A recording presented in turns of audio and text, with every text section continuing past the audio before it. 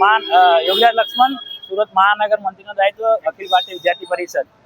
આજ રોજ શિક્ષણ વિભાગને લઈને જે શિક્ષણ પરિસરમાં જે ઘણા સમયથી આપ જોઈ રહ્યા છો કે આપણે કર્ણાવતીમાં જે અમદાવાદમાં જે ઘટના ઘટી, એના પછી જે કચ્છમાં જે ઘટના ઘટી, એના પછી જુનાગઢમાં જે ઘટના ઘટી છે, જે વિદ્યાર્થીઓને સેફટીને લઈને જે વારંવાર કંઈ ના કંઈ ઉલ્લેખ આવતું જાય છે, વિદ્યાર્થીઓને સેફટીના કારણે એમને સેફટી નહીં મળતી। આટલું વિદ્યાર્થીઓ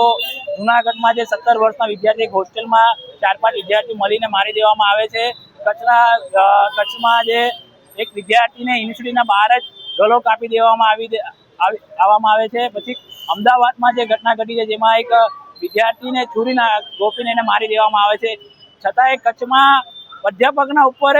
વિદ્યાર્થી થકી હાથ ઉપાડી દેવામાં આવે છે, જે આ એક આપણા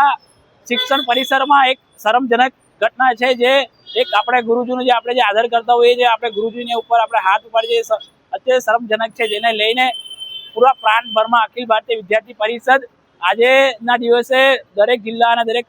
જગ્યા મહાનગરોમાં વિરોધ પ્રદર્શન કરી રહ્યું છે, જેમાં જે સેફટીને લઈને સીએમ સાહેબ અને શિક્ષણ મંત્રી અને ગૃહ મંત્રાલયમાં આ જાણ થાય, જેથી જે વિદ્યાર્થીઓને સેફટીને લઈને કડક કંઈક નિયમ બનાવવામાં આવે અને પેટ્રોલિંગ જે કોલેજોના બહાર, પરિસરના બહાર જે પોલીસ થકી પેટ્રોલિંગ કરવામાં આવે, સીસીટીવી કેમેરા લગાવવામાં આવે અને વિદ્યાર્થી થકી થોડું નુસન્સ ના વધે। જે આપણે સિગરેટના જે શિક્ષણ પરિસરના બહાર જે